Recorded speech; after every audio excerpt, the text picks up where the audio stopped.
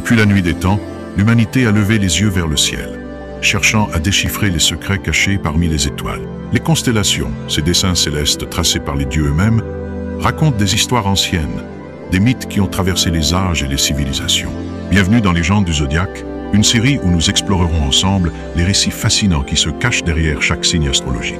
De l'audacieux Bélier au mystérieux Poisson, chaque épisode vous plongera au cœur des mythes et légendes qui ont façonné notre compréhension du cosmos et de nous-mêmes. Préparez-vous à un voyage extraordinaire, où l'histoire, la mythologie et l'astrologie se rencontrent pour révéler les secrets des étoiles. Que vous soyez un passionné d'astrologie ou simplement curieux de découvrir les histoires ancestrales qui ont inspiré les signes du zodiaque, cette série est faite pour vous. Alors, embarquons ensemble dans cette aventure céleste et dévoilons les mystères des légendes du zodiaque.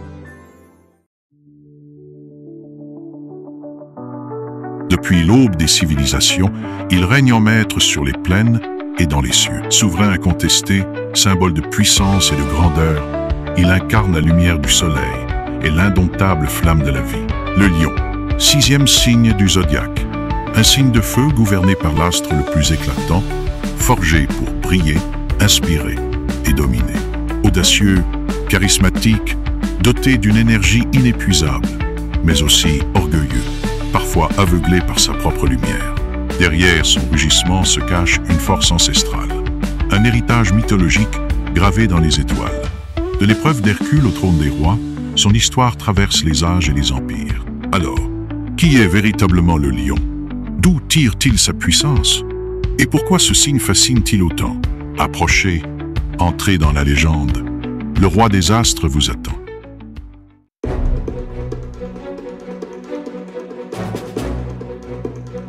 Il était une terre où même les dieux détournaient le regard. Un royaume de terreur où aucun homme ne survivait. Cette terre, c'était Némée, et la créature qui la dominait était bien plus qu'un simple prédateur. C'était une malédiction vivante, un fléau que même les guerriers les plus braves refusaient d'affronter. Le lion de Némée, une bête issue des entrailles du chaos, née de parents monstrueux, Typhon et Echidna. Un monstre parmi les monstres, au pelage plus dur que le fer, aux griffes capables de fendre la roche, aux crocs pouvant briser le marbre.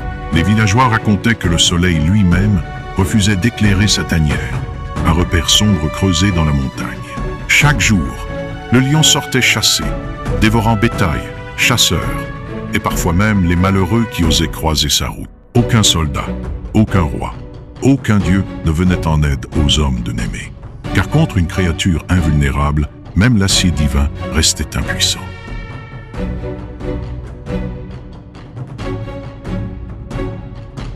Alors, vint un homme, un seul, un héros envoyé non pas par bonté divine, mais par un destin cruel, Héraclès, le plus grand des demi-dieux, fils de Zeus et d'Alcmène, condamné à accomplir 12 épreuves impossibles sous les ordres du roi Eurysthée. Et son tout premier défi était de tuer ce monstre invincible. Une mission suicidaire.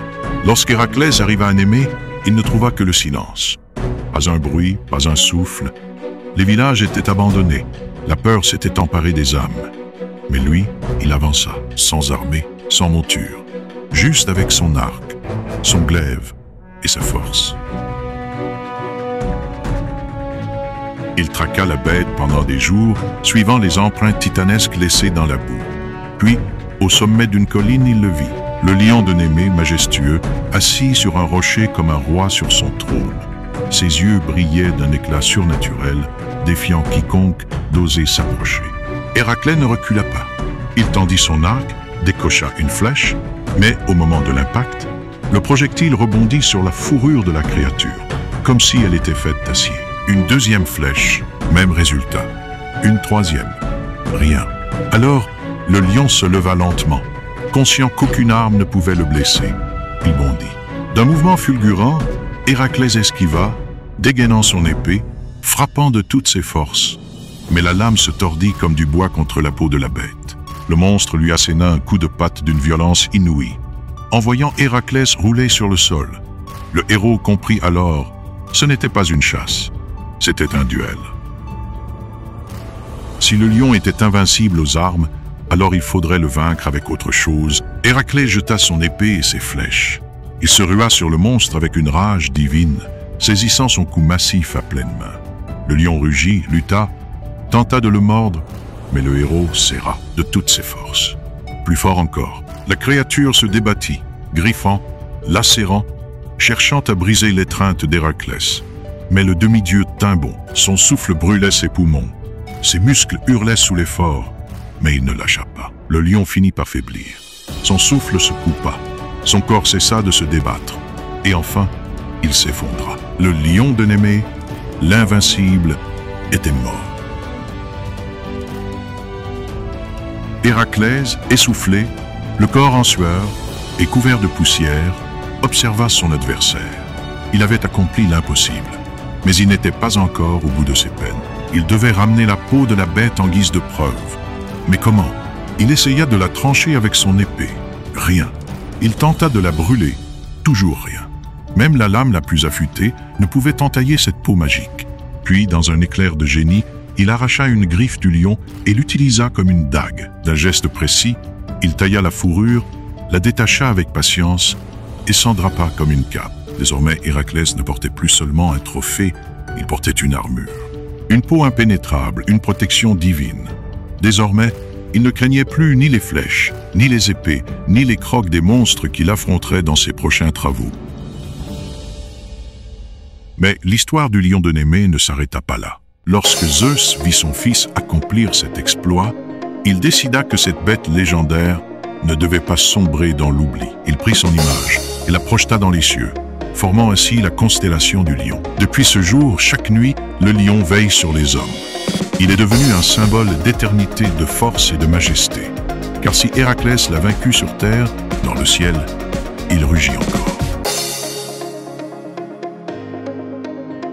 Depuis les temps les plus anciens, le lion n'a jamais été un simple animal. Il est une idée, un concept, un symbole gravé dans la psyché des hommes. Plus qu'un prédateur, il est la force, la noblesse, le feu arde du pouvoir et du destin. Dans le zodiaque, il est le 6e signe, gouverné par l'astre le plus éclatant, le soleil. Il est lumière, il est éclat, il est le centre autour duquel gravitent les autres. Le lion ne suit pas, il guide. Il ne se cache pas, il brille. Il est celui que l'on regarde, celui qui s'impose sans effort. Mais être lion ne signifie pas seulement rayonner. Ce signe incarne une énergie puissante, parfois trop brûlante. Ceux qui portent son essence possèdent une aura naturelle, un charisme imposant. Ils marchent avec confiance, parlent avec autorité, inspirent par leur simple présence. Courageux, ambitieux, nés pour diriger, ils sont les rois dans leur propre royaume. Mais comme tout souverain, le lion a aussi son fardeau. Son besoin de reconnaissance peut le rendre vaniteux. Son désir de grandeur peut devenir arrogance. Et son feu intérieur, lorsqu'il est mal contrôlé, peut consumer aussi bien ses ennemis que lui-même.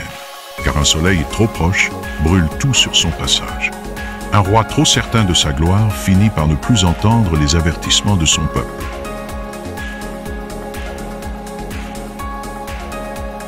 Dans la nature, le lion est le monarque de la savane. Mais il n'est pas solitaire. Il règne sur une meute, protège sa lignée, défend son territoire avec une loyauté féroce. Un lion n'est jamais plus fort que lorsqu'il comprend qu'il ne règne pas seul, mais avec ceux qui l'entourent. Ainsi est le symbole du lion, un être forgé par la puissance du soleil, à la fois leader et protecteur, puissant mais vulnérable à son propre orgueil. Il est le feu qui éclaire le monde tant qu'il ne se consume pas lui-même. Le lion n'est pas seulement une force terrestre, il est aussi un symbole sacré, un guide spirituel pour ceux qui cherchent à maîtriser leur propre pouvoir. Dans l'ésotérisme, il est associé à l'énergie solaire, au chakra du plexus solaire, à la volonté divine qui anime les âmes les plus lumineuses. Les initiés de l'Antiquité considéraient le lion comme un pont entre le monde des hommes et celui des dieux. Son image trônait sur les portes des temples, protégeait les cités, incarnait la sagesse et la force de ceux qui osaient regarder les étoiles sans peur. Les anciens Égyptiens vénéraient la déesse Sekhmet, la lionne divine, incarnation du feu destructeur et guérisseur. Son souffle était celui du désert, son regard pouvait anéantir les impurs. Mais elle était aussi la gardienne du cycle de la vie, une force capable de donner autant qu'elle reprenait. Ainsi est l'enseignement ésotérique du lion. Il est la puissance brute, mais aussi la sagesse de celui qui sait quand rugir et quand se taire. Il est l'ego transcendé, le feu maîtrisé, la force qui illumine plutôt que de brûler. Dans les traditions occultes, il est aussi un gardien. Dans les cercles de magie, les lions de pierre protègent les entrées sacrées. Il veille sur les initiés, symbole de courage et de puissance intérieure. Il rappelle que le vrai pouvoir ne se trouve pas dans la force brute, mais dans la maîtrise de soi. Car au final, le lion n'est pas seulement un roi, il est une épreuve. Il est la force brute que l'on doit dompter, la lumière que l'on doit canaliser. Il est le feu sacré qui révèle ceux qui sont dignes et consume ceux qui ne le sont pas. Dans les traditions occultes, il est aussi un gardien. Dans les cercles de magie, les lions de pierre protègent les entrées sacrées. Il veille sur les initiés, symbole de courage et de puissance intérieure. Il rappelle que le vrai pouvoir ne se trouve pas dans la force brute, mais dans la maîtrise de soi. Car au final, le lion n'est pas seulement un roi. Il est une épreuve. Il est la force brute que l'on doit dompter, la lumière que l'on doit canaliser. Il est le feu sacré qui révèle ceux qui sont dignes et consume ceux qui ne le sont pas. Le lion s'éloigne. Son rugissement résonne encore à travers le cosmos. Mais déjà, une nouvelle énergie se profile à l'horizon, celle de la Vierge. Silencieuse et mystérieuse, elle ne cherche ni la gloire, ni le pouvoir, mais la perfection. Là où le lion brille par sa lumière éclatante, la Vierge œuvre dans l'ombre, sculptant l'ordre dans le chaos, transformant la matière brute en harmonie céleste. Symbole de sagesse, de patience et de connaissances cachées, elle est l'architecte de l'univers, celle qui lie les étoiles à la terre, qui voit ce que les autres ignorent. Mais qui est vraiment la Vierge? D'où vient-elle? Et quel rôle joue-t-elle dans la grande danse du zodiaque? Le prochain chapitre des légendes du zodiaque lèvera le voile sur ce signe aussi fascinant qu'insaisissable. Si tu veux percer les secrets de la Vierge, alors prépare-toi. Laisse un commentaire, partage cette épopée et surtout, abonne-toi pour ne manquer aucun chapitre de cette odyssée astrologique. Les étoiles parlent, mais encore faut-il savoir les écouter.